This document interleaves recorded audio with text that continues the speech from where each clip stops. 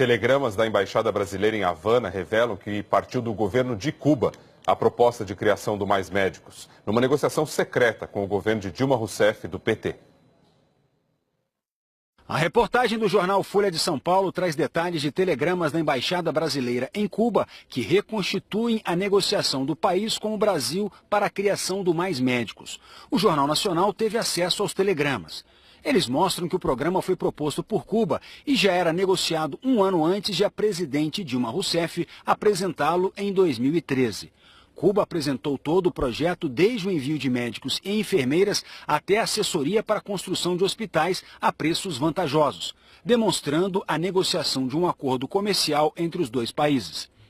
Ainda segundo os documentos, para não precisar de aval do Congresso, o governo Dilma decidiu incluir a Organização Pan-Americana de Saúde no negócio. O Brasil contrataria a OPAS, que contrataria a Cuba, que contrataria os médicos, o que acabou acontecendo. A Embaixada Brasileira em Cuba relatou que em maio de 2012, Márcia Covas, vice-ministra de Saúde Pública daquele país, se reuniu com Alessandro Teixeira, então secretário executivo do Ministério do Desenvolvimento, Indústria e Comércio brasileiro.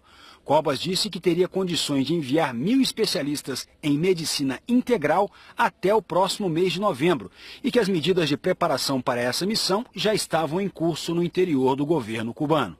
O telegrama também registra o pedido da vice-ministra cubana para que o contrato tivesse uma cláusula que impedisse médicos cubanos de exercer a medicina fora do âmbito da cooperação bilateral.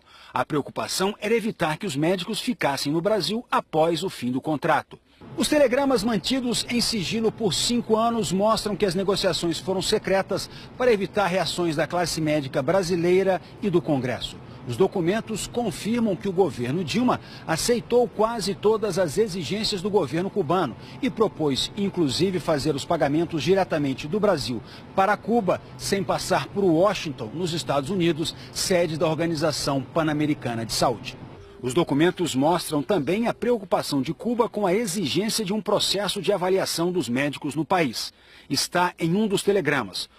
O lado cubano demonstrou extremo desconforto com a possibilidade de os médicos passarem por processo de avaliação e, eventualmente, rejeição em território brasileiro. Solicitou a esse respeito que qualquer avaliação seja feita previamente em Cuba e que o controle no Brasil tenha a finalidade de familiarizar os médicos, sobretudo ao idioma, a práticas processuais e administrativas e à legislação.